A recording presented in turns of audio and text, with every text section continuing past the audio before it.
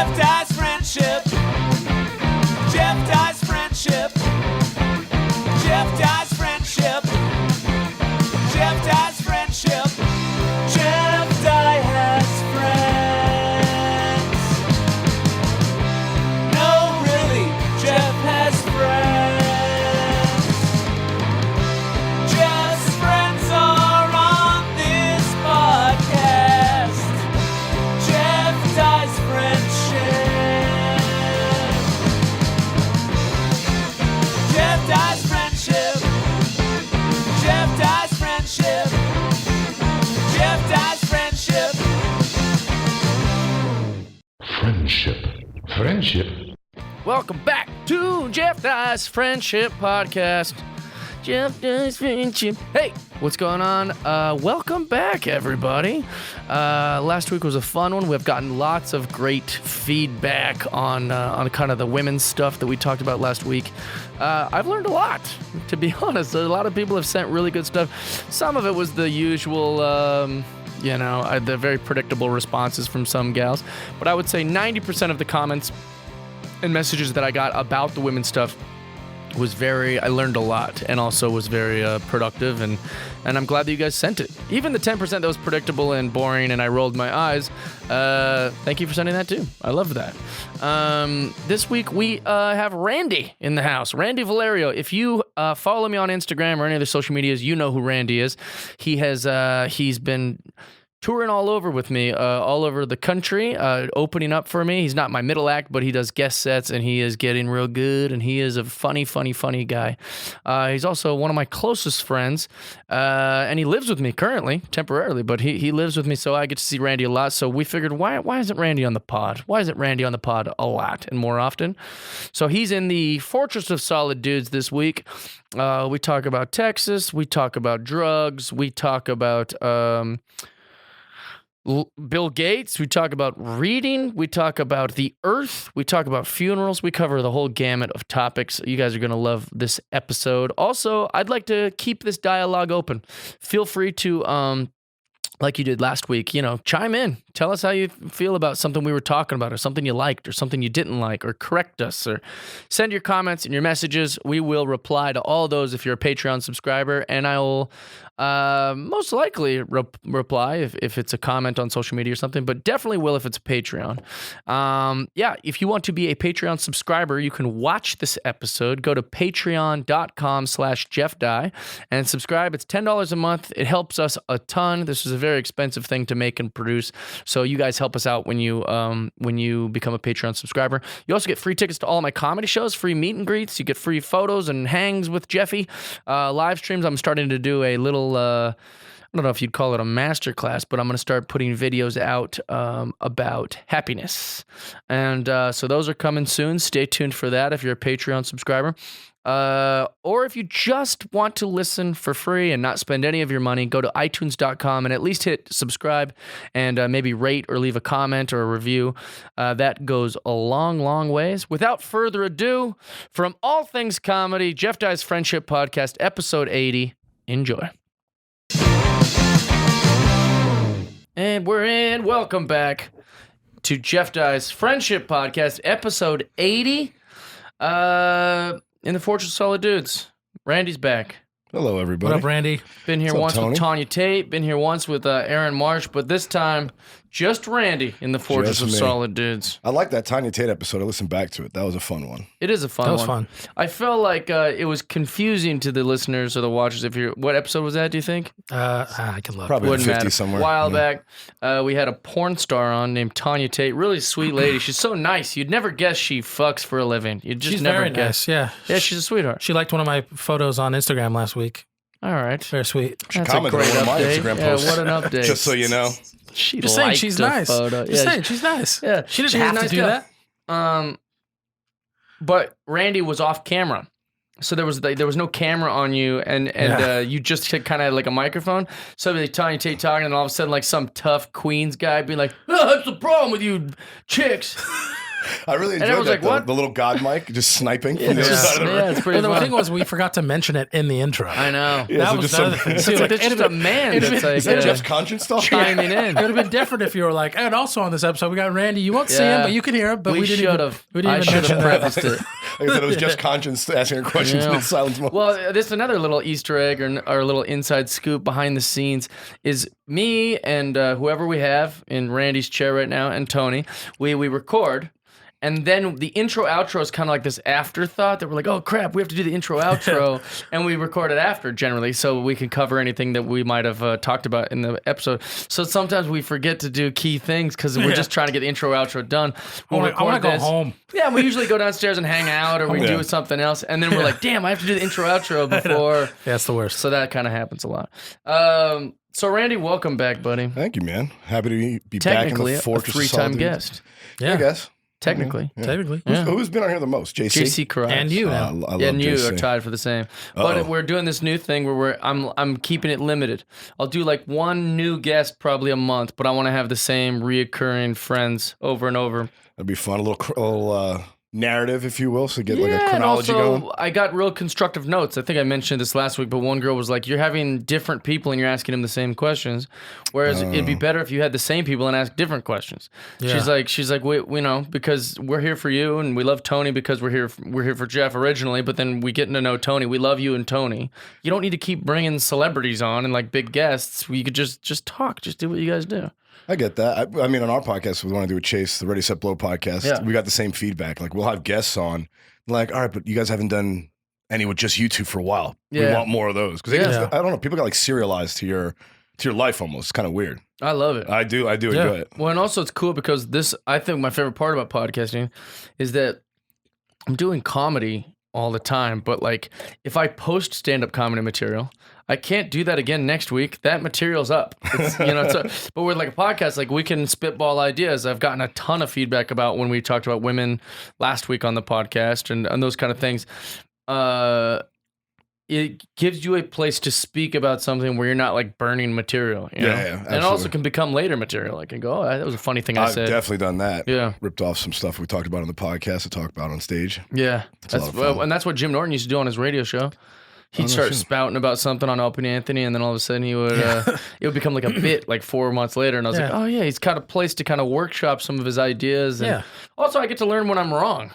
You know, I was talking about girl stuff, and it was just 3 dudes trying to figure out feminism. That's an loved interesting that episode with Jeff Z. Shout out to Jeff Z, I my love buddy. Jeff. But also, like, what an interesting thing. 3 dumb dudes in a room going, hey, what's with all this girl stuff? Like, there's not a girl to be found in like a 5,000-foot Just figuring radius. out women's issues. And we're wanna sitting know, there going, man. there's something I'm puzzled about. I just Can wanna you know. 2 dudes help me? Just want to know. We just want to know. Yeah. We But I don't think mean we don't mean no harm. yeah, absolutely. just When I was wanna interested, know. it was one girl like, it might help if you have a woman in this conversation, and that was actually a good. I get her point, but to be fair, I had spent an hour and a half to 2 hours the night before talking to a woman about this, I was and there for this that. was me debriefing what I had learned Yeah. from her with my guy friends. So there's a place for all that. You don't. Doesn't always need to be guys involved in the conversation. There doesn't always need to be women involved in the conversation. First question for Randy. Uh-oh, I'm in trouble now. Have you ever done drugs? Of course, dude. Next I like to ask the hard-hitting Of questions. course, dude. I like to ask the hard-hitting questions. Don't tell the state of Texas that, but Oh, yeah. Wait, so then what is your best drug experience? most I can favorite? tell you. I mean, I probably weed is the one I do the most. I mean, that's pretty much a daily thing for me. Okay. I'm licensed for it, not in this state yet, but in another, even though it's legal You're here. like a hip-hop artist. Yeah, I wake up to a blunt.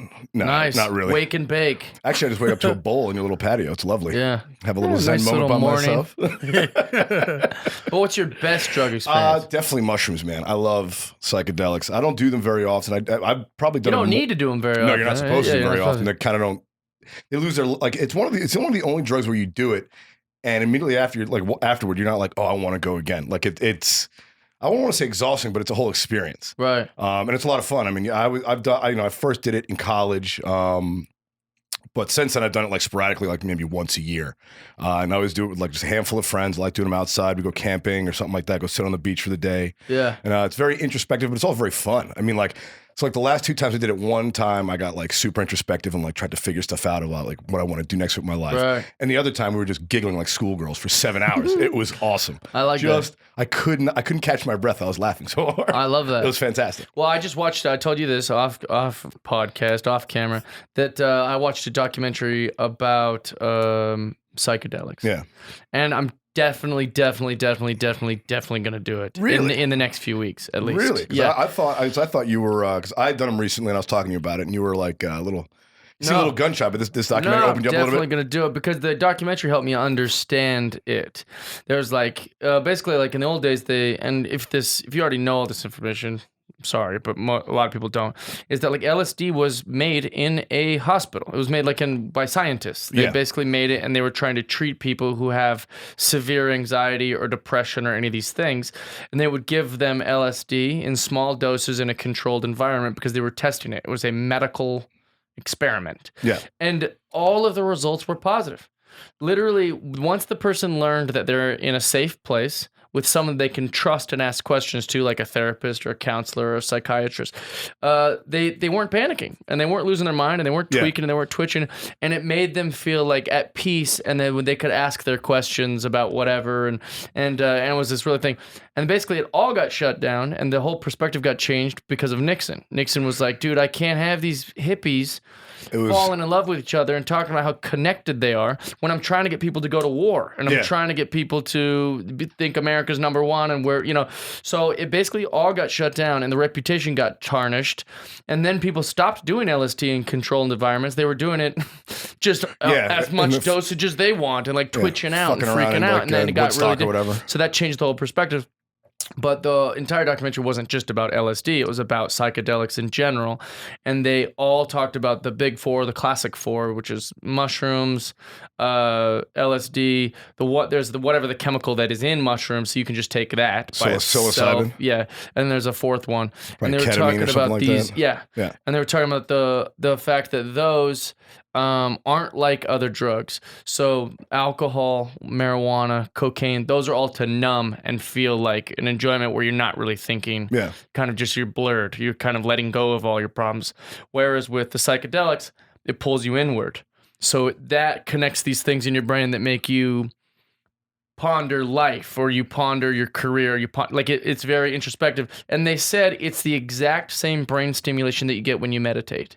I would imagine except, so. you're not having to try to meditate. It's just happening to you. It blasts you into it. Yeah. I mean, I was reading recently, and I want to start reading this new book by Michael Pollan. It's this guy who wrote, he wrote some other major bestseller that was completely unrelated to psychedelics, but he's like 55 years old, and he wanted to see what the big deal was about because he was reading, and it's true now, they're using it a lot to treat depression, to treat PTSD. They're using ketamine and psilocybin for that.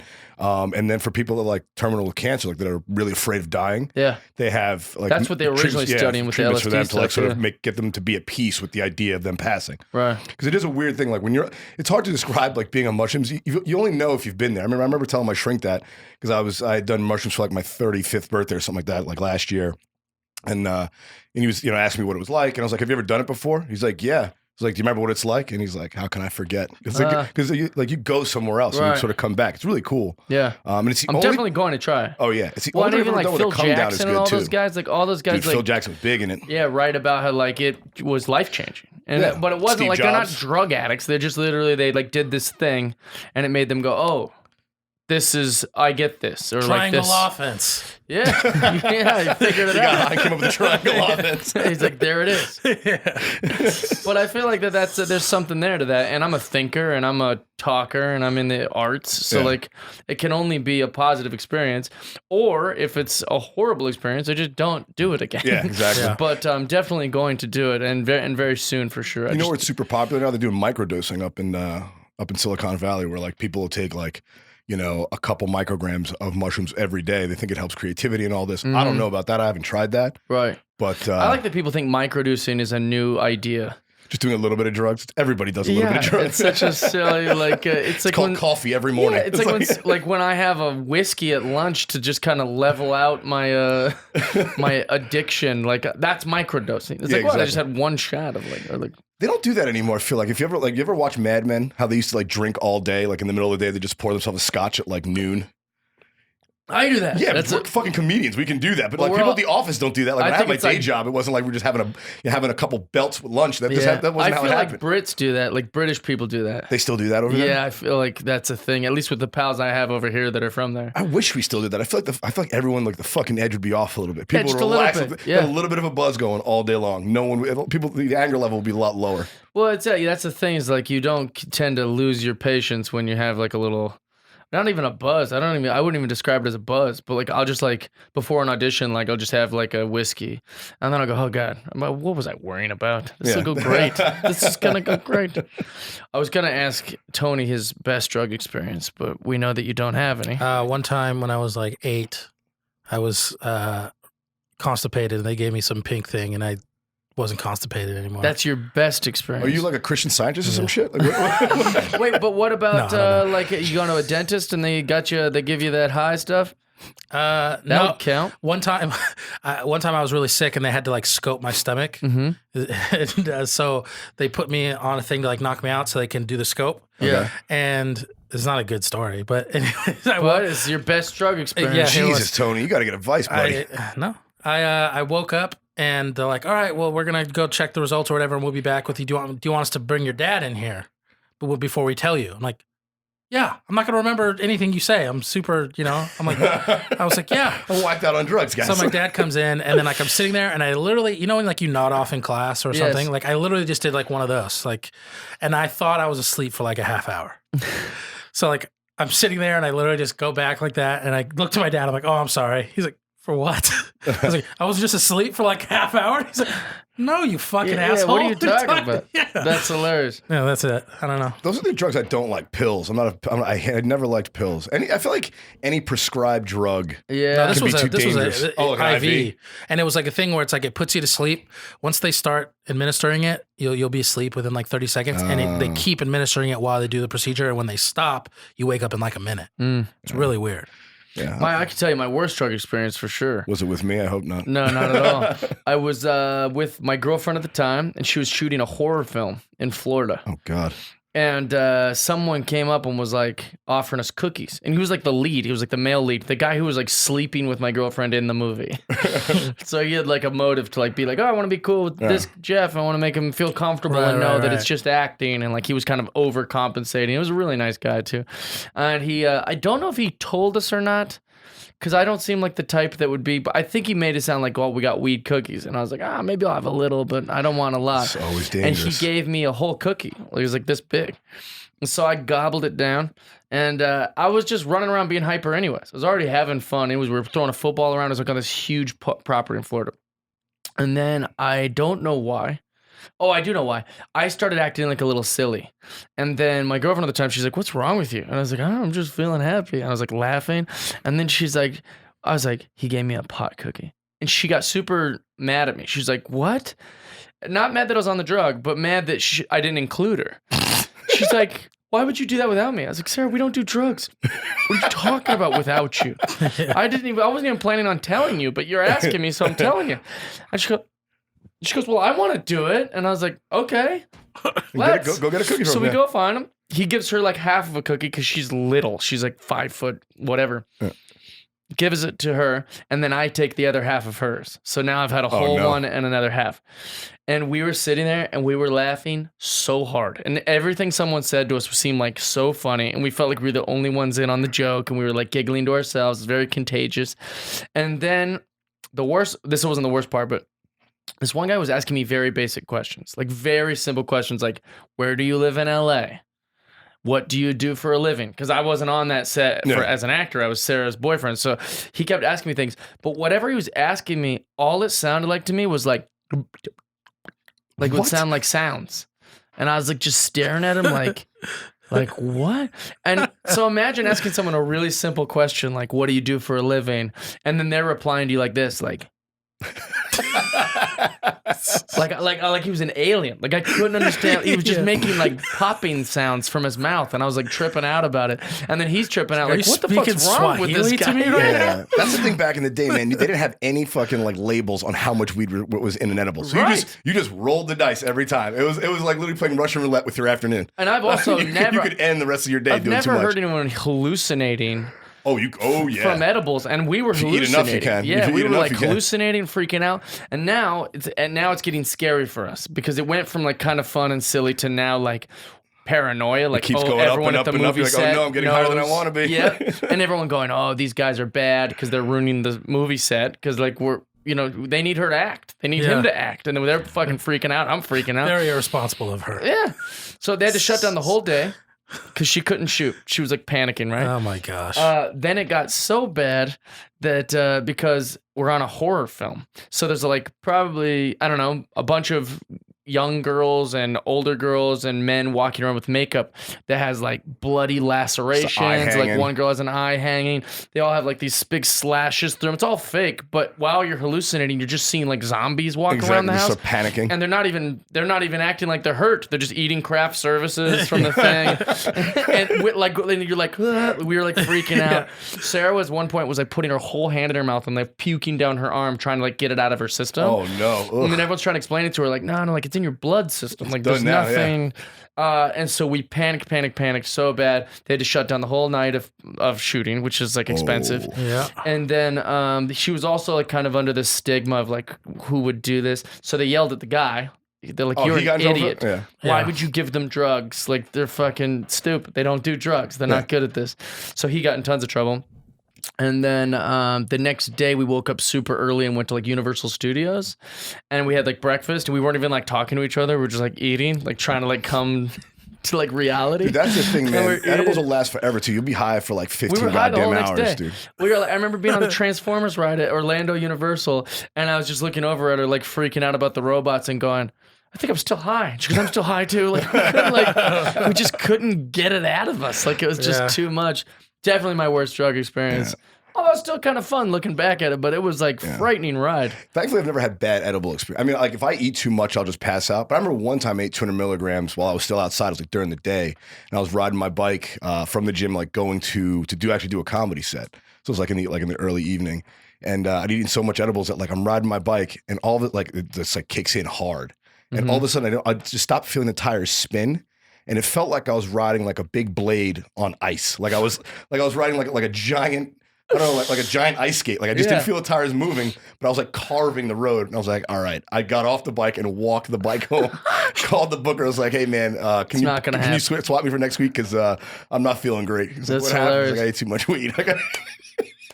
He's That's like, all right, amazing. man. You got it. I'll tell you, dude, that's another thing that we've talked about this before, but like everyone's just playing science with their body. Like, how crazy is that? Like, I don't know how many times I've been, people go, "Oh, you smoke weed?" And I said, "Nah, man, I'm not very good at it." And they're like, "Dude, you just got to find the right strand." You're like, I don't know. It's also not for everybody. Exactly. I've smoked 200 times and it's never been enjoyable.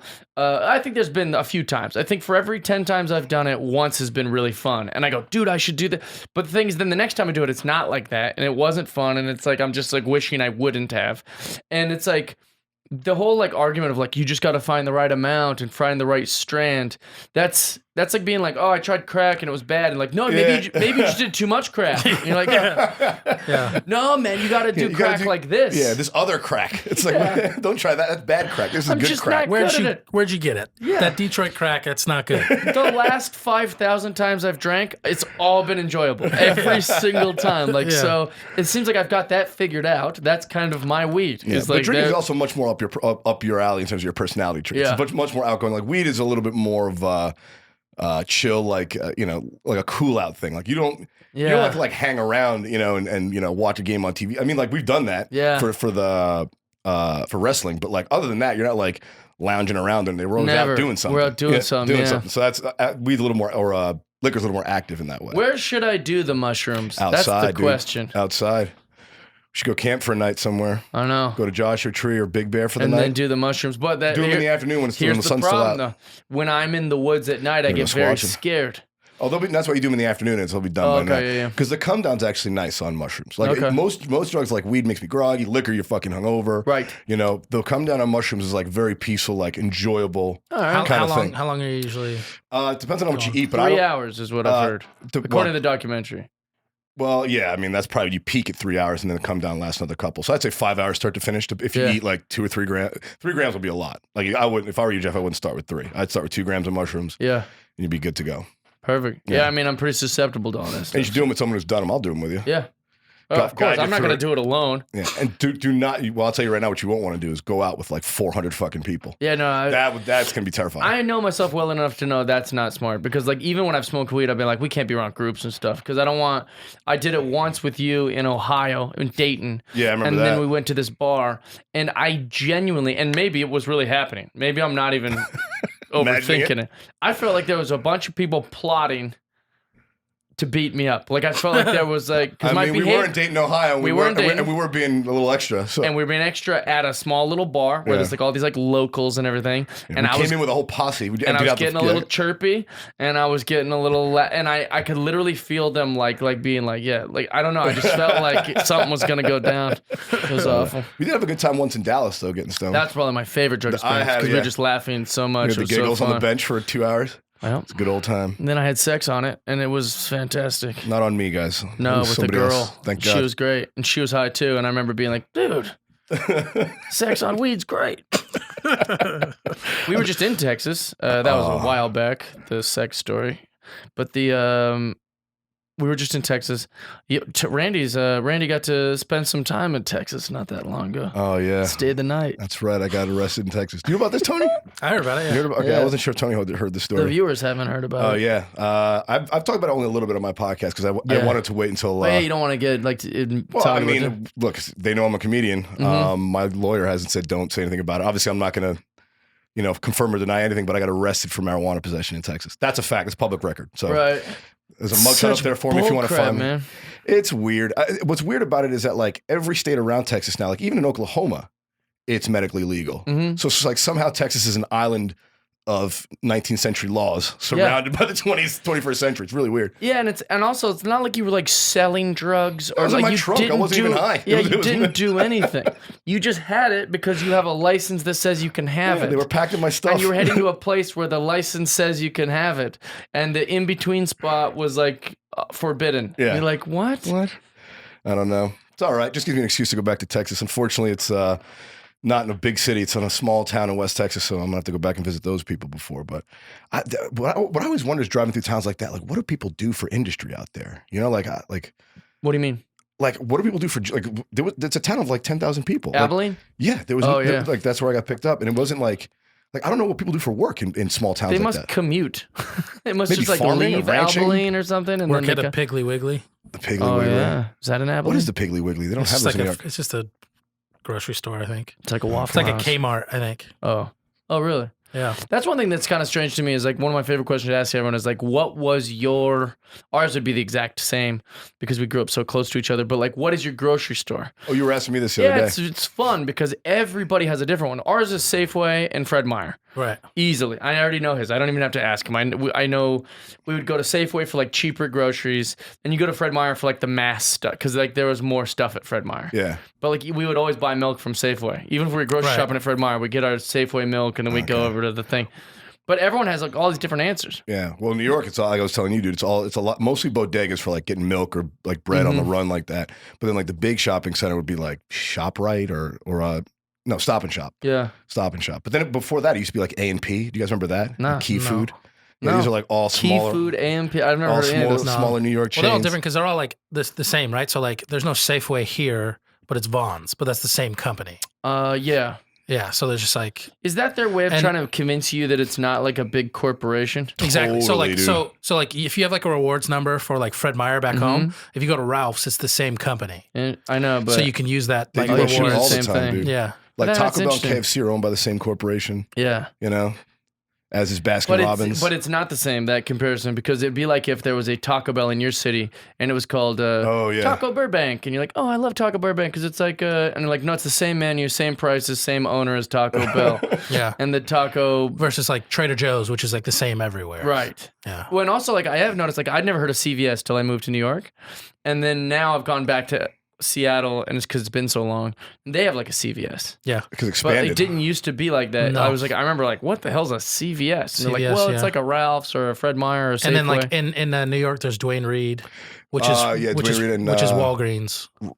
Rite Aid is the other one. These tricksters, Yeah, man. we have Rite Aid as well. But Rite Aid, CVS, and Rite Aid got merged. So I think Yeah. they're the same company now. Yeah, but like Dwayne Reed is Walgreens, is what we know as Walgreens. We're not tricked by you big corporations. Just so you know, we've gotten to the bottom of it on Jeff Dye's Friendship Podcast. Yeah.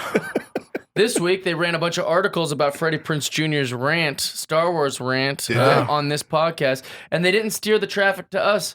They steered it to all things comedy. Well, because I think what happened is you posted the clip, you reposted the clip, Yeah, and then they reposted the clip. yeah, All Things Comedy did, right? and then I think that's just when it picked up steam. Those bastards. What a swell fella that Freddie Prinze is. Oh, he's one of my favorite he humans was ever. a good He's time the to hang best. out with. He sent me a video today. Very Check this out. passionate man, which I He love. gets so mad because he doesn't like all this extra attention. But I know, right? said, As "You're a fri-" movie star, doesn't I said, like the "You're fri-" attention. Well, I it love used it. to be. I know, it used to be. I say, you're friends with Jeff Dye. This is how this works. Actually, I'm gonna share something right now. Freddie's really not gonna be happy with it. Oh God. I can't wait. Yeah.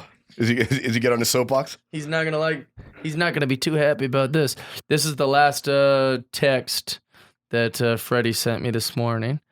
This is Freddie right here in his car. See if I can turn this all the way up so the people can see it.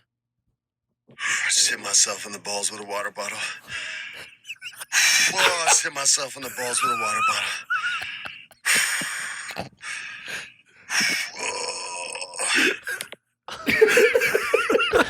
So he's one of the funniest, one of the greatest, and one of the sweetest men I've ever known. And smartest. He knows all the shit. We have all the same hobbies. If he was a chick, I'd marry him. But there's a little. I think you should do this weekly. Give you a peek into the private Freddie Prinze Jr. life. Let's see how many And he's gonna be episodes. like, God damn it, man! Stop sharing this stuff. I want to see how You many wanna- episodes go by before he picks You up. Like wanna every keep- week, Jeff. You want to keep being friends with him, right? Yeah, he's the This best. is not a good way to do It's that. so funny. He was like, man, why you gotta put that? It's like, hey, dude, you said it on the podcast, so I just posted it. Yeah. My sister was a huge fan. It's like I totally forgot to tell her that I hung out with him. She, Oh, he's the best. she'd freak out. Yeah. You know what's funny is like my sister's biggest, like if there's anybody my sister would want me to get before she passed away would be like Pauly Shore. Like she was like the biggest Really? Pauly Shore fan, and Vanilla Ice. Those would be like the two. My sister never made any new interests. From the Hobbies. 80s? No, it She was just like there was stalled like out a in year that 1991. stopped, and then that's all she likes. And actually, you could argue I'm similar, but not totally that. Like like LeBron is a modern day thing that I love, or like Bieber, Yeah. or any of those things that I like now. But my sister picked a finite date, and there's nothing she liked it was after like February that. Yeah. 1993, and that's the end of it. I was like, I can She's- get Pauly Shore if that's it. You know what I'm saying? Like, Vanilla Ice probably be easy to get too. you think so? I think mean, he, the guy- he's a private guy, right? No, he's been on like VH1 and all that bullshit. If he's doing those like behind this, Yeah, maybe. I don't know. I don't know if. I feel like he know made a much- little bit of a comeback, didn't he? No, I don't know if he likes to talk. Yeah, I think he's a private Publicly, guy for yeah. sure. Mm. He did those shows as like a cash grab or like a way to get back to like fame or something. Right. But I don't Do they think. pay? They pay pretty decent on those shows. No, but when you're not making money and you've got a good a point. bunch of stuff that you need to financially maintain, because that's a lot of those guys that get so rich that they have all this stuff. The overhead gets Yeah, big. they're like, $14,000 for a mortgage a month is kind of expensive. Yeah. What was I going to ask you? Oh, you said you were going to read me something about a funeral, Oh yeah. So, some current event. So I know. besides your Freddie Prinze Jr. update, we're going to get a little current event from Randy here. Yeah, so I was just reading this on the toilet before I came up to do the podcast. Nice. You know, my throne of reflection, as it were. But apparently, a guy in Ireland says a man made everyone burst into laughs at his funeral with a lighthearted surprise. So this guy in Ireland arranged for a pre-planned posthumous comedy bit from beyond the grave while he was being lowered into the dirt. Apparently, this guy had a video or audio tape being played as he was getting lowered, where he starts shouting, let me out of this fucker, it's dark in here." Yeah. That got laughs? Well, it was Yeah. his funeral, and it was his voice. I know, but but- nobody knew he was going to do that. So, Right. he had like his brother like flip on this recording as a joke on the way out. Like, come on, guys, it's not funny. Let me out. This is fucking, it's fucking dark. That's awesome. Yeah. Wasn't he afraid that maybe someone would pop his dead body out No, of they there? knew he No. was dead, like died of cancer or something like that. I They knew know, he was but dead. that is wild. Yeah. See, that's the kind of thing I feel like I would do on the way out. In his last moments. Oh yeah, Yeah, it's really sweet because it's like, in a way, it's him just still trying to take care of the people he loves. To like Make him laugh. yeah. They said Yeah. he was part of the Irish Defence Forces, and they interviewed some of his buddies, and like, yeah, they, in the service in Ireland, like dark humor is funny, so this is right up his alley. Oh yeah, Yeah. for sure. You know? Yeah, I think that dark humor is. Me and Tim Dillon and us talked about it, but like that's kind of like a dying thing. It's like Yeah. a lost, at least currently. it's tough to navigate. Yeah, I mean, I'm always prepared to laugh at fucking anything. The darker, the fun. I mean, like it was like, what do Yeah. you like? I mean, you can cry about it, but that's not going to help. You might as well make a joke.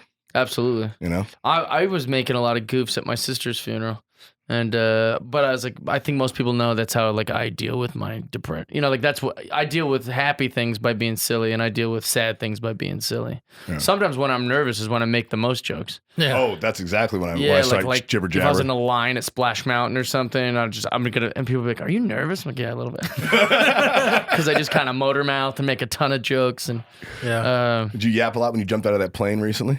no, because I wasn't nervous. What? Yeah, it wasn't. Up until the moment they opened the door, you're like, all right, fuck Well, this. the first time I went, I was making a ton of jokes and I was like super, super, super nervous. And then when I got out of there, I don't recall being nervous. So this time I was all overconfident. Like, oh, this is nothing. Yeah, I've gone a bunch of times. It's going to be fine. But then when I jumped, I was scarier than I've ever been in my life of anything. I don't know what happened. It makes no sense. Yeah, they say Not scared the first time, super scared the second time. That doesn't make any sense. they say I don't the only two fears you're born with are a fear of loud noises and a fear of falling. Really? Oddly enough, yeah, those are the only two natural fears that human beings have when they're born. Loud noises. Yeah, like a Falling. dog barking or something, like anything jarring and falling from heights. Those are natural. Those are sort of naturally like hardwired into us. I'm Yeah. trying to get over this spider fear, man. I I want don't to know go. if it's fear more than anger you have towards them. You seem Yeah, to well, that real they're fucking hatred. encroaching on my house. That's the problem. There's a They're certain not paying season, rent, although little it's, fuckers. it's getting colder, so there's going to be less of these little spiders around. But there was like a few months, like I'll walk up the stairs and there'll be like 12 spider webs. And I was like, what? Who's making all these? Definitely a spider, right? Up these stairs? Up these stairs? I'm weaving them in. Downstairs. Yeah. Okay. and then also like in the corners in my house, like the little corners, there'll be like these little ones. But I don't know what made that, a real tiny spider or something. I don't know. I'm just weaving a little I spider don't know web if in those the are corner. dust. Yeah, I don't know. It's confusing though. But I'm thinking about going to a place.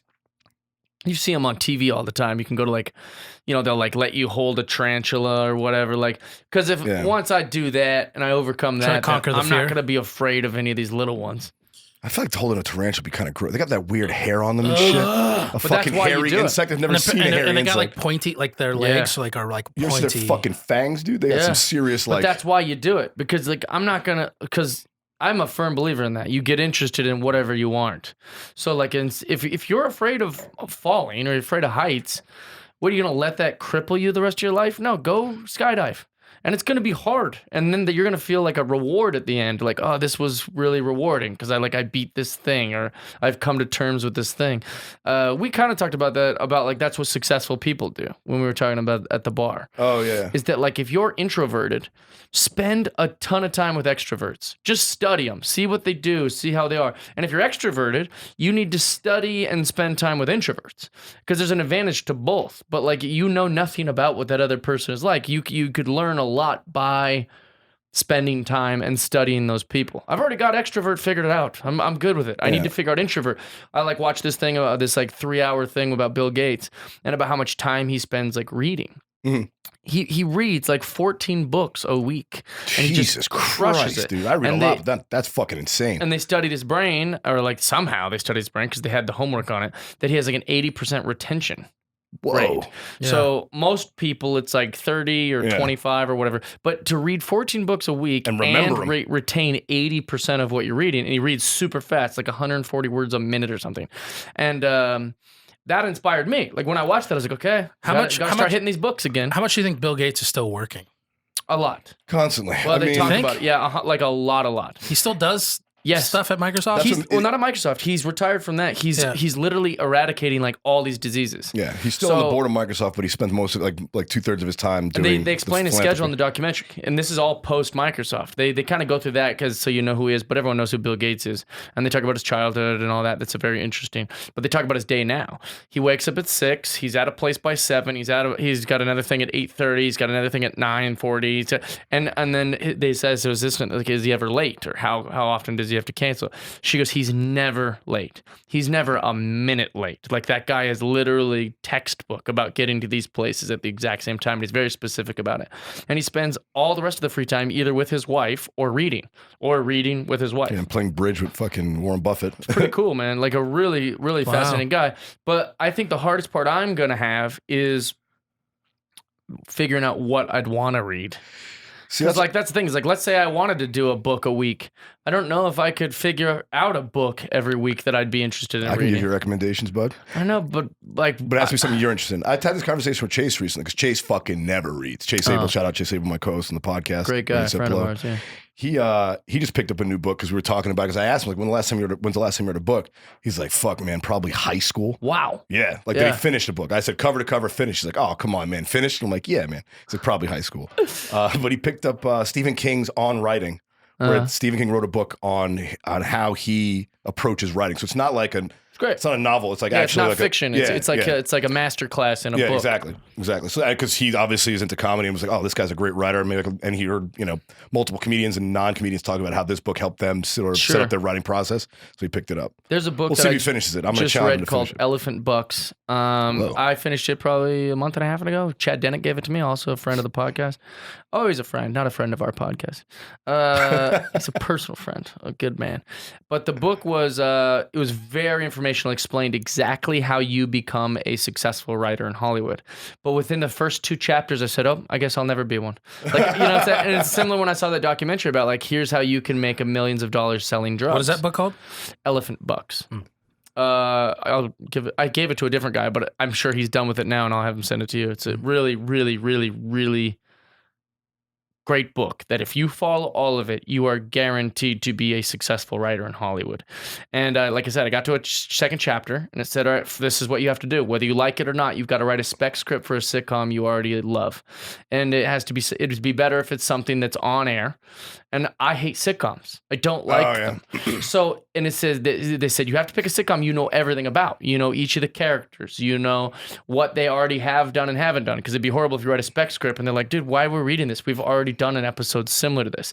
So you not only need to know a sitcom in and out and all their episodes and all these different storylines, but then you need to have a unique take on something. And you also need to be able to, and then they say you write the spec script, then you use your context to find anyone who would know their agent or a manager, someone that writes on the thing, and you send them that spec script. Tons of the writers that are in Hollywood today are because they did this exact process.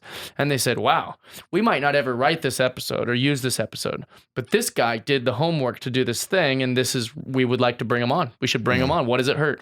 And so I was like, I'll never do that. I finished the book, but I put it back on my bookshelf. Same with the drug documentary. It was like they teach you how to be a drug dealer. Like illegal drugs? Yeah. And it says, if you watch this, we'll teach you how to be a drug dealer. And they interview cops, they interview drug dealers. What documentaries? I can't believe this. But it's awesome. But it's saying that like showing you the consequences of it also. Saying like, hey, if you want to be this, look at this. This guy got stabbed 10 times and he thought he was doing it the safe way. You know, like he opened like a legal marijuana clinic in a place where it's completely legal. And he still are attracting people in their lives that have drug addictions or they have some sort of crime background and they want to rob you.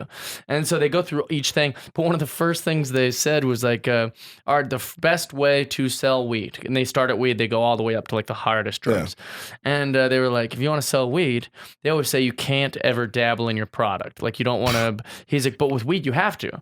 With weed, what you do is you go somewhere and you smoke weed and watch how many customers come up to you. And he goes, and I was like, well, I guess I could never sell weed because I don't smoke weed. So that's how I started getting stage time, dude. I started smoking weed outside of comedy shows. I've watched you make friends with tons of comics because they're like, oh, this guy's going to smoke with me. Yeah. Just because having it around, man. It's a community. Absolutely. Yeah. I feel like, feel like that's a bad documentary to have on the air. It's like, No, it's like great our that- kids watching this in journals like, fuck the real job. Let's get into it. Well, but that's the thing is that they the documentary is really smart that way. Okay. I don't think it's painting it in a positive It light. doesn't. Okay. It says like, and they kind of start it that way by saying, hey, we'll teach you, but you're going to see that like it's not as easy. They're like the best way you can be a drug dealer, like the safest way is you have to be already wealthy. You have to already be young, and it helps if your parents are in some sort of affluent place where they will protect you from some sort of criminal law or some sort of the cops don't come around that often. Well, so like the most successful person on the entire documentary, I wouldn't qualify to be. He's Prep like school kid? He was like a 16-year-old boy that went to like this private place in Orange County, like one of the richest schools in the world, and he would just sell all of his classmates drugs. And he made like thousands and thousands and thousands of dollars a day. He was making somewhere like $100,000 like a month, and he was using the money from the drugs to just go get more to sell back to these kids. And the drug dealers were happy to go through him because they were like, "Oh, this is great. He's a minor. He's this is a safe place to distribute our drugs because we can't go on a high school campus and sell these kids drugs, but this kid will." Yeah. And he was like, "But I'll never be a 16-year-old rich white kid with, I'll never be that." Yeah. And that's how he was the most successful. I had two buddies in college who dealt an immense amount of drugs. Yeah. And the same thing. I mean, because I went to a great college, so they never once got in any sort of trouble. No one ever came fucking looking for them. Yeah. One of them ended up buying a bunch of rental properties in the town my college was in, which is insane. Like, and that's like what he's doing now. Yeah. Like, he's gotten out of that business, but he basically was able to like get like a little nest egg rolling for like a real estate empire. This fucking guy's a genius. That's another thing too that's interesting is like all that easy money like that, like like selling drugs or like stripping is another one, or prostituting, like that's like easy money.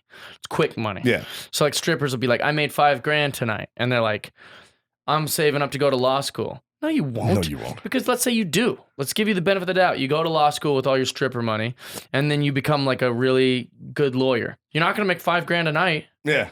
So that You is have to going work a lot harder for it too. You actually have to work. Oh yeah, and that's going to be in the back of your brain, going, "What am I doing here?" Like could with just keep stripping. no Yeah. relationships, and like I literally work all day tirelessly, and the system is kind of depressing. And I'm watching this whole like law thing feel very like a weird game of politics, when I could just go show my tits at this place and make $5,000 tonight. Like that's always I going don't to have be. to learn I don't have to crack one book. That's the problem with easy money is Yeah. that it's always very addicting to go back out and get that easy money, which is why people get arrested or they get in compromising situations because they're chasing that dragon. I don't know. But anyways, that was all about books. It made me want to like realize, or it made me realize I want to start like reading more.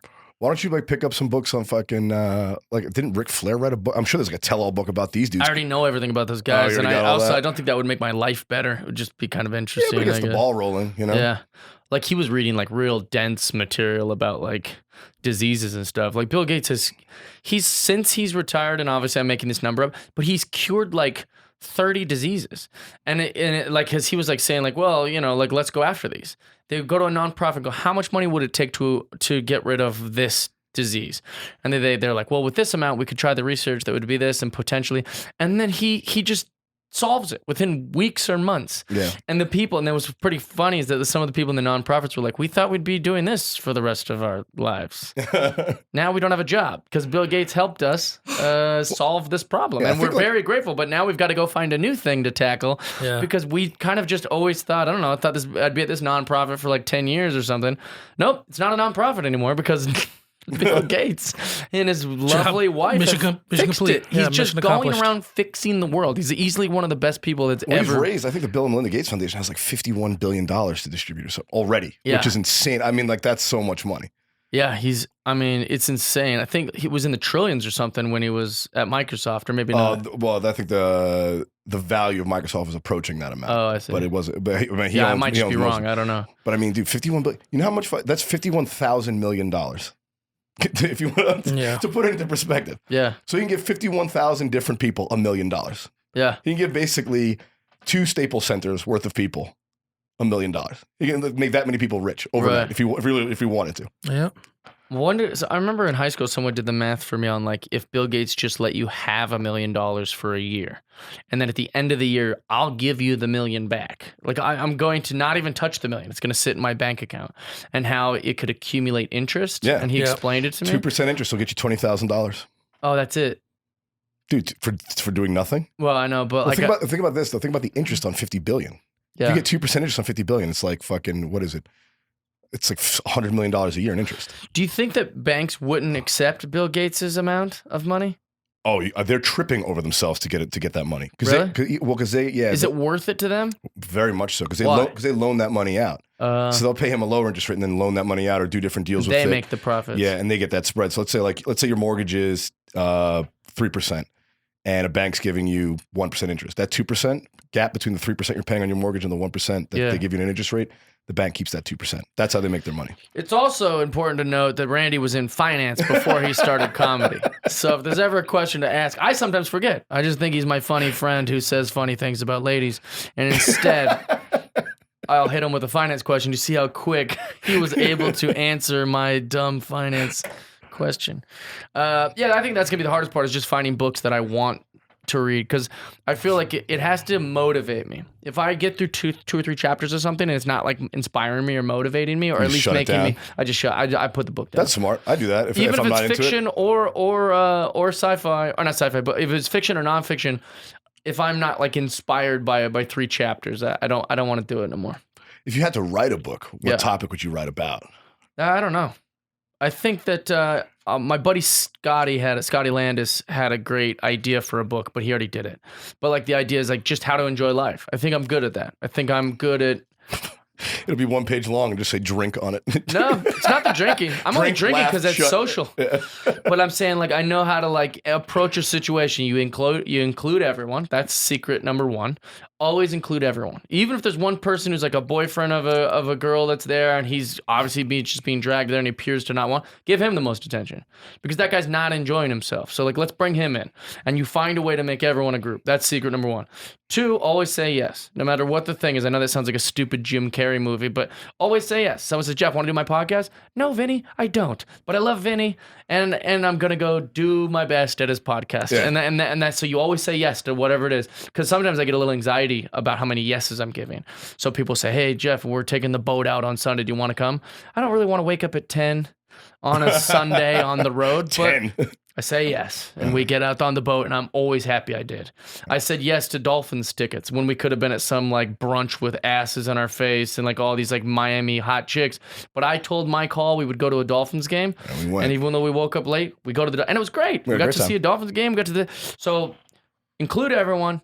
Always say yes, and then the third one is the trickiest one, especially when you're at a place you don't think you want to be at. But make sure that you're always having like a good attitude.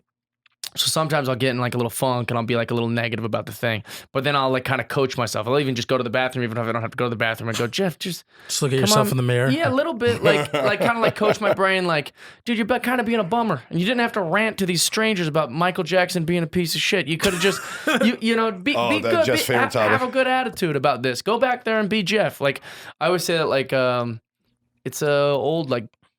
I think it's biblical. Is that like nobody? It's either the Bible or the Tao, or the Tao Te Ching. I'm not sure, but one of it talks about how like, what good is a flower if it's not pretty? That's all flowers offer us, is that they're good to look at. So imagine seeing like an ugly flower. You'd be like, that's useless to me. And I kind of think the same thing about me is like, if I'm not being fun and having a good time, and like that's what people What like use about are you? me. Yeah, exactly. Yeah, I'm no use to morbid anyone if thought. I'm not being Jeff. I need to be Jeff. That's what people like is Jeff. So if I'm starting to now like try to rant to people about something I heard Jordan Peterson say, and now I'm like using it as my own, that's not what people like about me. Yeah. People don't ever go, let's go hang out with Jeff Dye. He teaches us stuff. Yeah. No, they say, let's hang out with Jeff Dye because he's fun. And then the second that I'm not being fun, I have to go walk away and go, Jeff, Be fun. what's wrong with you, man? Like you're out of it. you're bumming people out, or you're saying whatever. And so those are like the main things I would say. I like being Good I like attitude, inclusive. include, always say yes. I like and that's inclusive. Because that reminds me like it's kind of like picking up women at a bar, right? Like if there's 3 chicks, like, you spend your time on the girl that seems to be the least interested in being there. Right. You know, because you get her to buy in, then she'll stay. Yeah. The other girls will stay. 100%. You know, But also, it just very feels slick move. good to be left in, or it feels good to be included. And when I was young, like in school, I remember feeling that's like, I can't think of a feeling that's worse, is you feel like you were left out, or you feel like this group is doing their own thing and you're not part of it, or you feel like they're going to do something and they didn't invite you. That's like the worst feeling to me.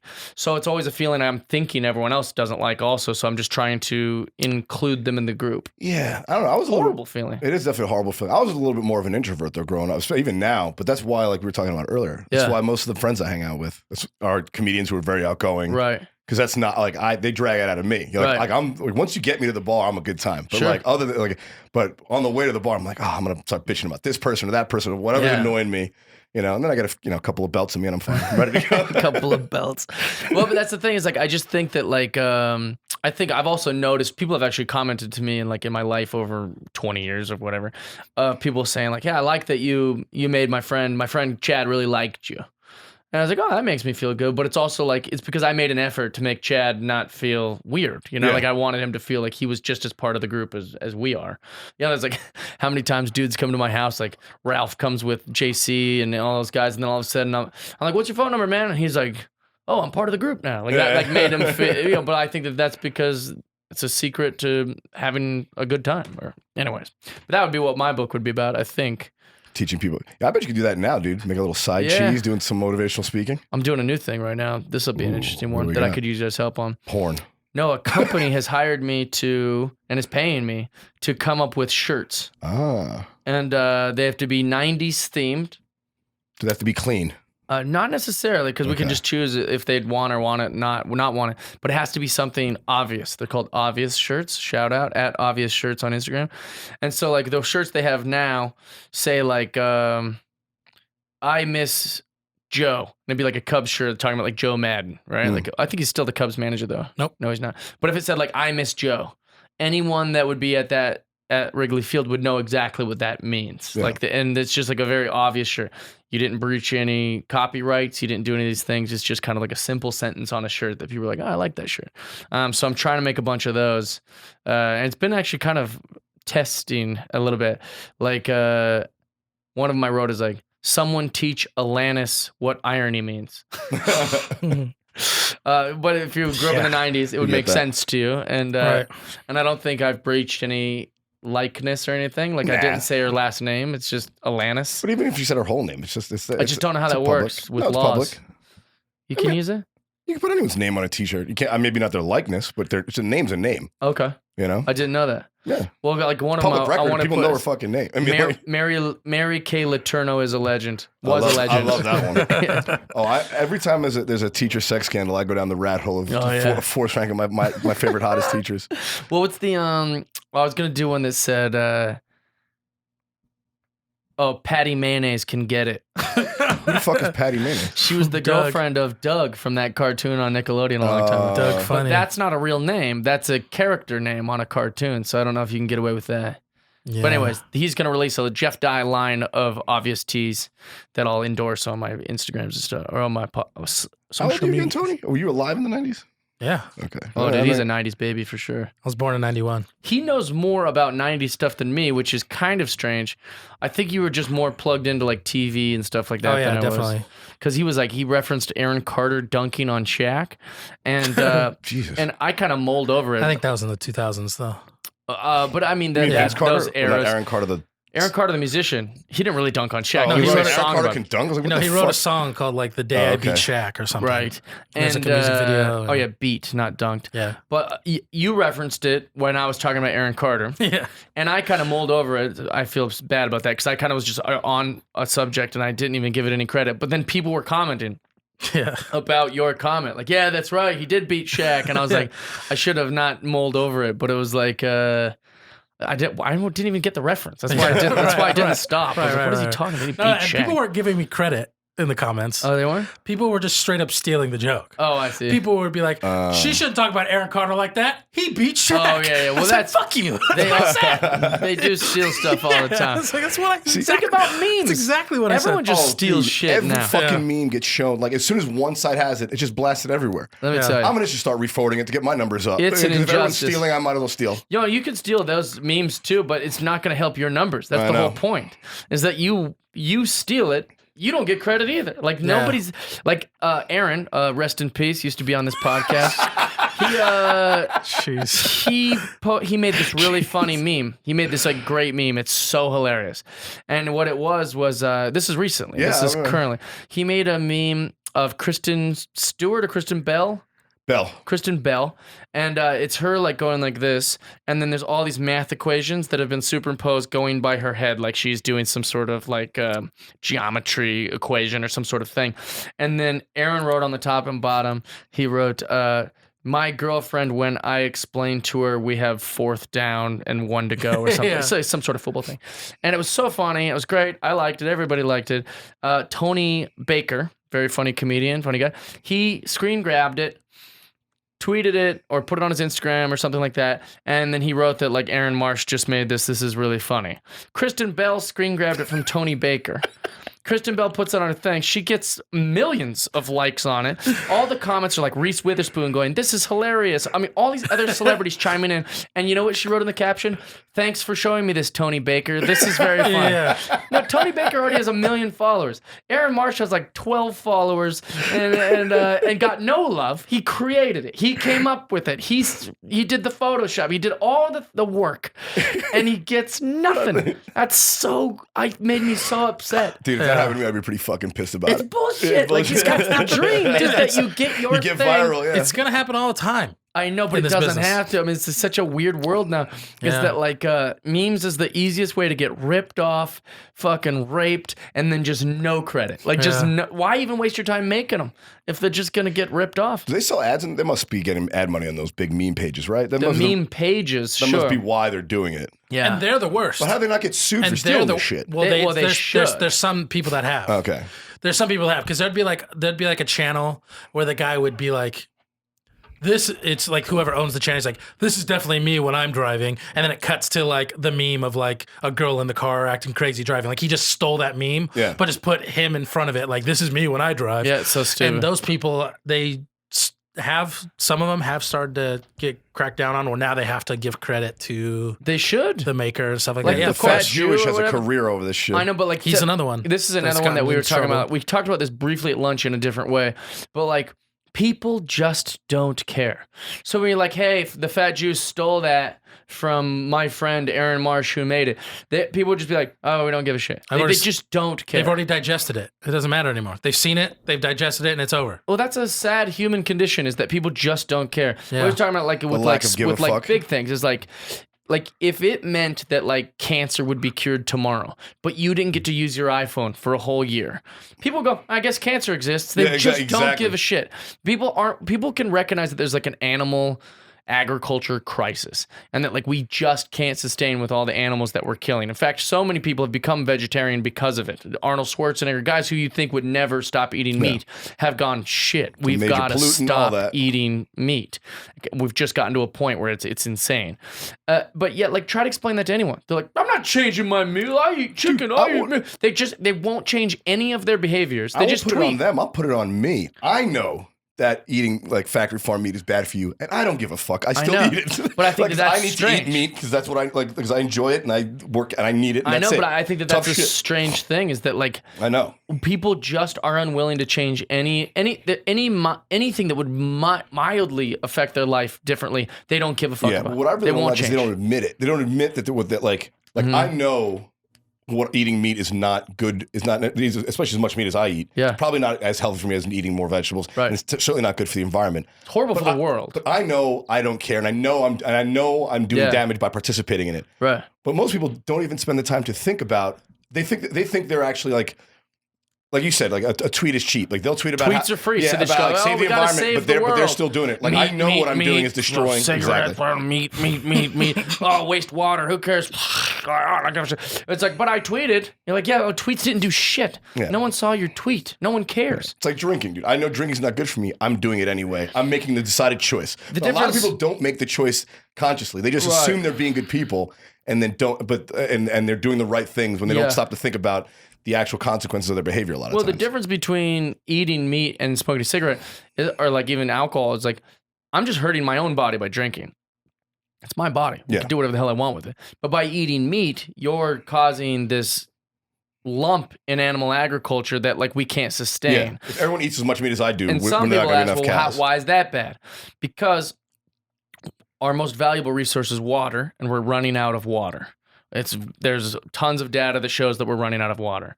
And we're not running out of water because people are leaving their faucets on from brushing their teeth or leaving the shower on to get warm, but that's not wasting water. That's normal. Growing corn, feeding animals, all that shit. We're giving all of our water to these cows. And why? Because I think a cow drinks like 70 gallons of water a day or something like that. Yeah. And it takes a lot of days for the cow to get big enough for us to slaughter and eat, which is, we're doing now. People are eating steak at such a rapid thing that we're raising more cows and we're slaughtering more cows. We have to feed them but we corn to have grow to them feed bigger, them faster, fatter. and give them water to make them. So we're running out of our resources because we're giving all of our resources to our food. Yeah. So like we're giving all of our best resources just to eat a quick steak. It is used like, to be a luxury. Steak was a very big luxury back. Like, I mean, just as like recently as like the 50s and 60s, like it was like once a week. You're like, you ate it on Friday night with your wife and it was if like a you could big thing. afford Yeah, it. if you could afford it. Not now. Now people are like, well, I deserve to have double steak and Chipotle 3 meals a day, and it should be $4. And you're like, that's just not how steak impossible. works. You fat idiot. That's like you can't demand that a thing should be cheaper and you should get more of it. It doesn't compute. But they just go, well, why can't it? Why can't I have Yeezys for $12? That's not what Yeezys cost. Yeah. Somebody in Stupid. China had to die to make that $12 Yes. pair of Yeezys. Like, And it's like, but they just don't care. They want the world at their terms, and everyone runs around like a young king, and they act like they're like, oh, I shouldn't have to change any of my behaviors. Why is the world bad? Well, because of you. if you had to give up your, I make cell phones too much. If you like, I'm trying to think of an amenity that you would have to give up to like end global warming if you'd be willing to do it. Like, Well, if you, we if you ride give those up, like, scooters around when it's convenient. If it's like a nearby place, I don't drive my cars, and I Yeah. bought a Tesla. And that's like I haven't paid for gas since December, and I have 2 other cars that take gas. Yeah, that's and the I real haven't big had to one, fill too. up on gas once because that tank of gas has lasted me since December. That's how little I'm driving my Jeep. That's the one thing that I think is so blatant. Like the amount of fossil fuels, like we keep going to war over Yeah. gas. Like no one's willing to cut back at all and Nothing. drive in their car. They won't do we're it. just happy to send soldiers back into the desert to fight for this shit. They like won't do over it. and over and over again. Why don't they have NASCAR with like electric cars or something? Like why? Like Tesla's fucking fast just enough. going around in circles, just wasting fuel. No one cares. Big monster trucks, you see them everywhere. We were in Texas, just monster trucks, 1 driver per car. Can you imagine? No one cares. Can you imagine that in a NASCAR where they're on like Teslas? They do like 60 They have to laps. pit They have for to battery, stop just and Silence. charge. Yeah. Yeah. Well, that's the thing. But think about it. No, even this might trigger some people that are watching going, well, I don't want to change. Okay. Well, then don't change. Yeah. But you But can't. know then, that it's going to end. Yeah, Yeah. and just know that you can't complain when Yeah. things are on fire and the whole world is ending. And you could sit there and go, yep, I was part of this. Yeah, exactly. Because I am unwilling to change anything that makes me moderately uncomfortable or I don't just get to be gluttonous about it. Yeah, like what if you had to like what if you couldn't have a DVR in your TV? Would you then give up? Like if there's no global warming, would you give up streaming? Like streaming Yes. television? Yes, Sure. But most people wouldn't. Right. But I'm like no, I'm too Watch, busy. if you can watch Maybe when I'm done with Cowspiracy, I don't know. Mindhunter, you know. See, if you can watch the documentary Cowspiracy and at the end go, okay, I'm still gonna eat meat. It's good to hear all this. Most people won't watch the documentary because they know, gosh, now I'm gonna have a reaction. But to knowingly not watch it because you're afraid you might have to change a thing for good, Yeah. shows that you're like a chimp. You're just like a monkey going, well, I don't want to do. It's crazy to me. I watched one of those things. I forget which one of those documentaries it was, but I went vegan for a month, and I was like, I'll give it a shot for a month, and it was fine. But I didn't. You saved a lot of water and meat for a month. Yeah, I didn't keep up with it just because it was like I was like, oh, because the amount, like I just kept eating the same meal over and over Right. again. But I was like, oh, it's doable. You know, like Yeah. I can do it if I need to. And if it's I definitely want to, hard. I mean, but lots of things that are hard are good. especially back east, dude. It's not like out here where fucking they have like dope vegan options. Out there, dude, it's, you're just in eating Se- rice and beans all in fucking Seattle, Oregon, and California, like you could be a vegan. You know, it's still hard, but it's not as hard. Like trying to be a vegan in Ohio, forget about it. Where are you gonna go? Just get made fun of by all your friends? Order buffalo cauliflower wings every day? Like that? Like there's not a lot of choices. When the only 2 restaurant options in town are fucking Outback and an Applebee's. So I get that it's difficult, but to quote an old man from one of these documentaries is like, that's fine. Just don't call yourself an activist. It's fine. You can continue the way you act, but just don't pretend you're both. Don't pretend you're an activist and not do any of the things. Self-righteousness is a little bit grotesque. What were you going to say, Tone Bear? I was just kind of saying, like, you brought up, like, you can't use your phone for a year and you get to cure cancer. Right. Like, a lot of people wouldn't do that. It's hard to say, though, because, like, that's just fantasy. You know what I mean? Like, if there was some magical force that came down and offered that choice, well, here's the thing. I'd like to think in humans we do have would solar make panels it and happen. wind. Well, I know Yeah. that's a weird hypothetical, but there are things that people can do. Yeah. And everybody's against it. So take these paper straws, for example. What a stroke job that is. I've never heard anyone be like, I think it's fine and I don't see the problem. No, everyone immediately goes to negative. These goddamn paper straws, I hate them. Oh, you know what? If this is going to solve, then fuck the world, man. I need my plastic straws back. It's just a straw. And the whole world has either mocked LA and memes. Somehow it becomes an LA thing. Yeah, and if every other fucking major city hasn't done it. Yeah, it makes no sense. And then how many people are just so upset? What a trivial change. A straw. You're losing your mind and ranting about a straw that you can't enjoy. Like, so if something that simple is triggering everyone all over like America, I can't imagine them having to not use their cell phone or to. But I think the difference there is like a change that is going to cause a slow residual effect for positive is harder for people to quantify compared to someone saying, I will eradicate this entire thing that's killing millions of people instantly. You know what I mean? Dude, I bet my ball sack silly, that the fucking... silly hypothetical. Something, you know. But I also upped the stakes on what they would have to do. People didn't have to do anything to get rid of these plastic straws as far as like it affects your life zero. How many times has a straw ever been a problem? I didn't think about it until I realized they weren't plastic anymore. I've raised the stakes on what they would have to do for cancer. Like not using your iPhone, give me a break. Nobody's going to do that. But I feel like that's way too heavy. By taking people's straws, though, I think what people are getting upset about is because you take their straw and they're not seeing the positive change. Demonstrable change in the They're universe. not saying like, oh, you know, that it's saving the turtles and all stuff. Like they don't see that change in their life affecting them, or they don't care about the effect of the change versus something like that where I don't think I made a bad analogy. I've been away from my phone for about 30 minutes and I'm still getting the itch to check my text. I understand that, but it's because it's free. But if there was someone, I very strongly believe if someone came to you and gave you that choice, you would do that for mankind. I'm talking about everyone. Everybody has to I stop know, using but I feel like you couldn't get everyone on board, is what he's saying. Like maybe get some percentage of people. We would all have to stop using our iPhones for 1 year. For 1 year. It I just don't know, wouldn't man. happen. Couldn't get 100% I on don't board. know. It's crazy. You're Yeah, crazy you if you couldn't. think anyone would I do don't that. know. You can't get people to even agree that animals wearing clothes is adorable. We can't even people can agree on fucking climate change. it's For that- Christ's sake. Yeah, exactly. There's some people just going, that's not real. Flat Earth. But that's because Flat Earth. The Earth was around to But that's everybody. because it's a thing. It's a thing that people don't agree on. We all agree that cancer is bad. Yeah. No, they don't. There's tons of people who believe that God gave us cancer to like overpopulation, like to get rid of like to like thin the. Who tons believes of that? people, There are smokers. crazy There are people. smokers with Yeah, cancer but that those still people, smoke. I'm sure, don't even have phones. They would be part of the people with that would have to not use their phone for the thing. There's also Wow. just selfish assholes who are like, man, I don't know anybody with cancer. Yeah. Dude, to be honest with you, I wouldn't be surprised if some paper company or some paper straw manufacturer is behind the whole fucking concept of getting rid of plastic straws. That's how evil I feel like Well, what I'm Everything's corporations corporations business. are. Like, Yeah, everything's like Kimberly business. Clark is like a big paper manufacturer. Like, how can we sell more paper? You know what they should make illegal? Paper straws. Let's lobby to have fucking plastic straws made illegal so we can sell our paper ones to make more fucking money. You know what they should make illegal is plastic water bottles. Yeah. So make that illegal. Yeah. You know why they didn't? Bottled water. But you know why fucking they it should be didn't? illegal. Because the bottled water, plastic is the problem with bottled water. Oh, yeah. Not bottled water in general. But then shipping water across the state is kind of I weird. think that they didn't go after plastic bottles which is the reason there's a big floating garbage state in the ocean is because it's literally plastic water bottles.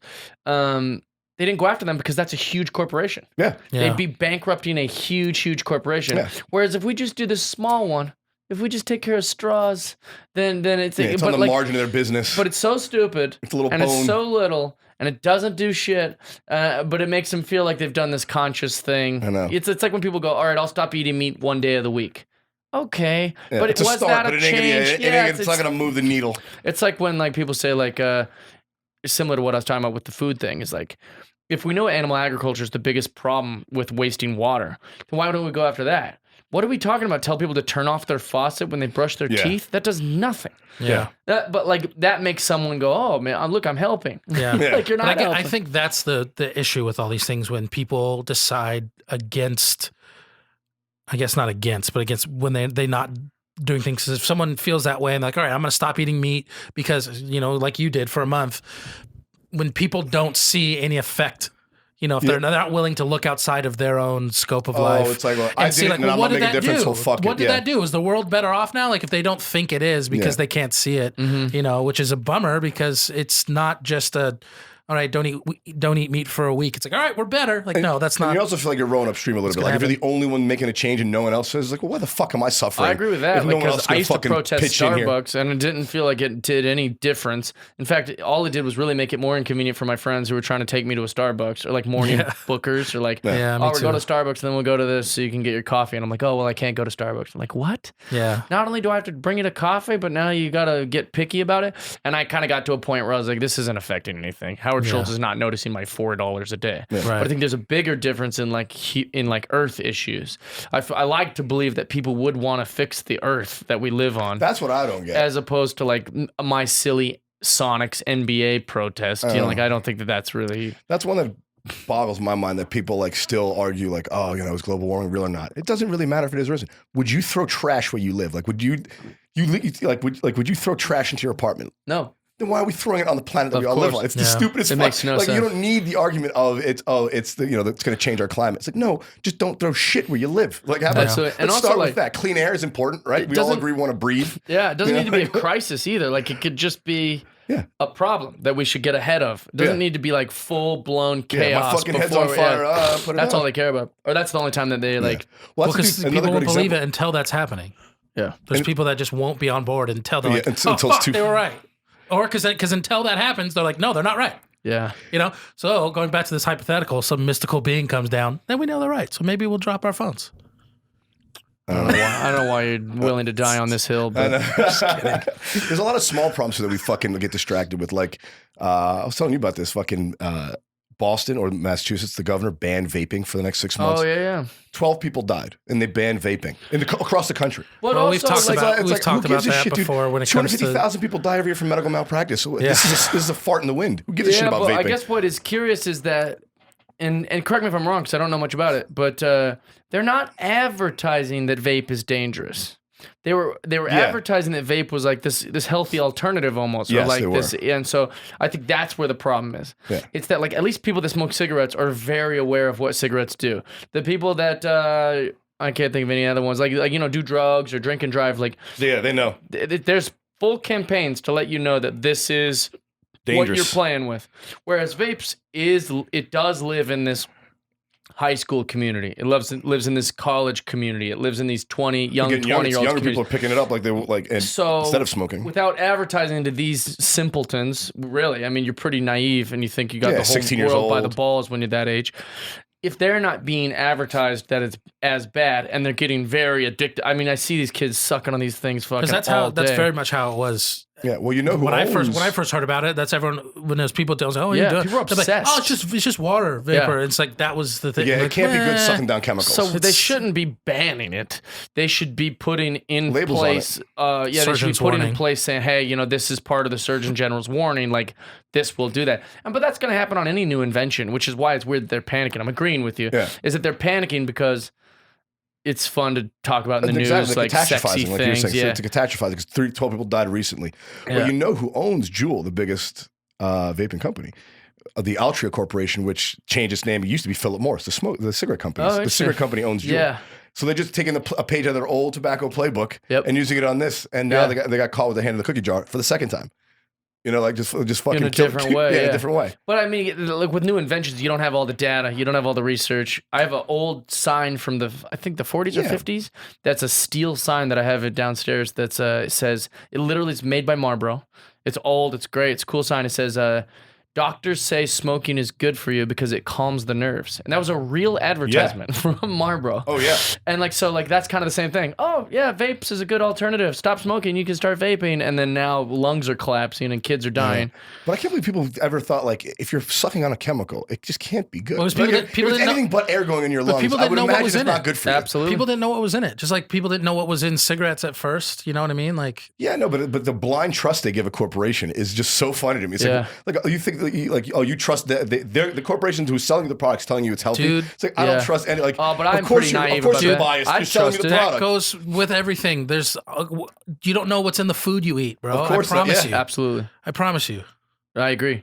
But I mean, I agree that I would never blame the consumer. I do trust that it's good for me if they're not telling me Yeah, it's bad I just think for me. transparency. It's like, look, this can kill you. Just know that. And people do it or not do it as That's what they as should be choose. spending yeah. their money doing, not banning it. Which Yeah. is so and also ban it all you want. People are going to still do that shit. Yeah, now they just made it illegal, so Are you like some crazy? drug dealer can sell you a jewel Exactly. at 5 times the price of They're a legal going jewel. to. Especially Of these course kids they are will. fucking They little, don't give a fuck. Like, little mouth obsessed, oral fixated, jewel smoking weirdos. Dude, try they're Tootsie everywhere. Pop, bro. Try Tootsie Pop. There's sugar in that, dude, and chemicals. have you ever blasted? Have you ever tried a jewel? Have you ever tried? Those I don't do it. But I'm not a smoke guy. So like, I've neither never. am I. Neither am I at all. But I have tried the jewel thing, and it does give you. It's like a fucking hit of crack. It's like an I'm- immediate blast to the face. Like, I'm you're like, good at faking that I take. You saw me fake one in Texas yeah. this weekend, but nobody can tell I'm faking it because I go, and then you just walked away.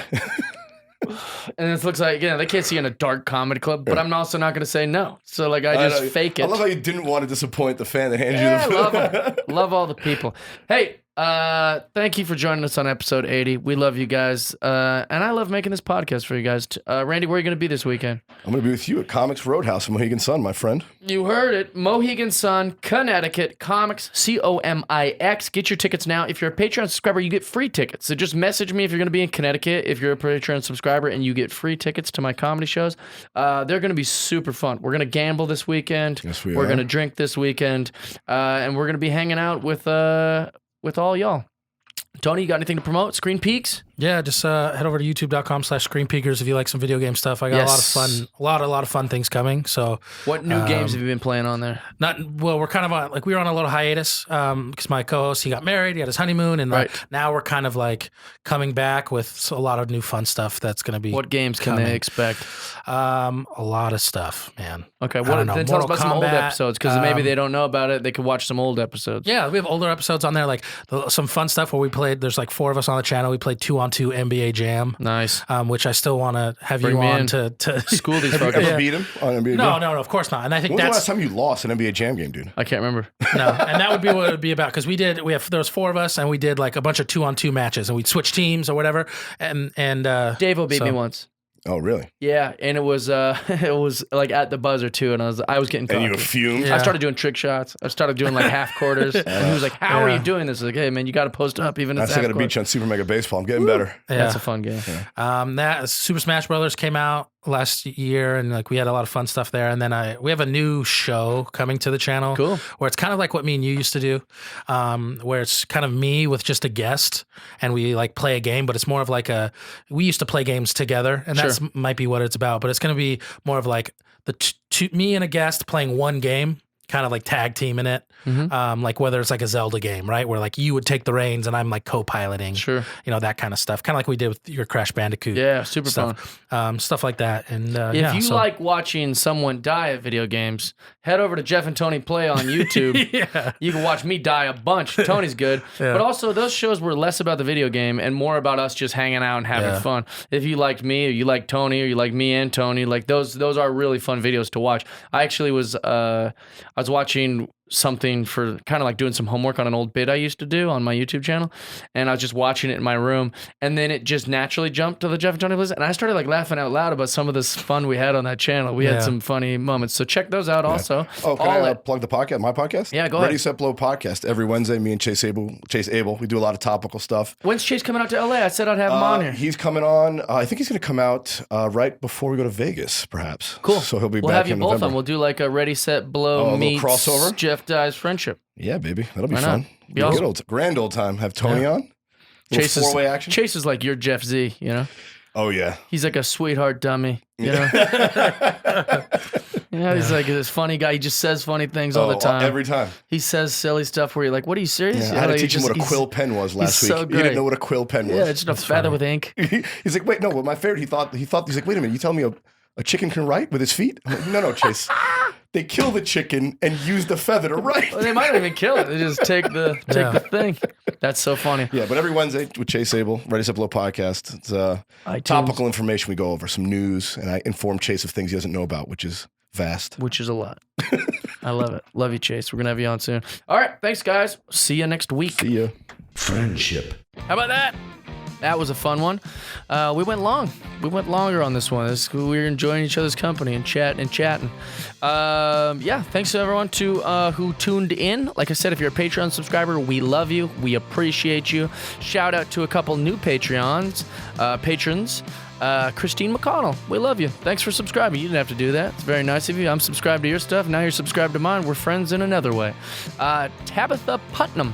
Her last name used to be Hess when I knew her. Now she's married to a cool-ass dude. And so, Tabitha, thanks for subscribing to the podcast. We love you. And any new subscribers that I forgot to mention, I'll hit you up next episode with a name shout-out. We love you guys. Thank you for being here. If you're just listening to the podcast, at least mosey on over to iTunes and hit subscribe. We would love that. It helps a lot. And it's free. So anyways, we love you guys. Thanks so much for being here. We'll see you next week on episode 81. Thanks for being a part of Jeff Does Friendship. Pretty good, huh?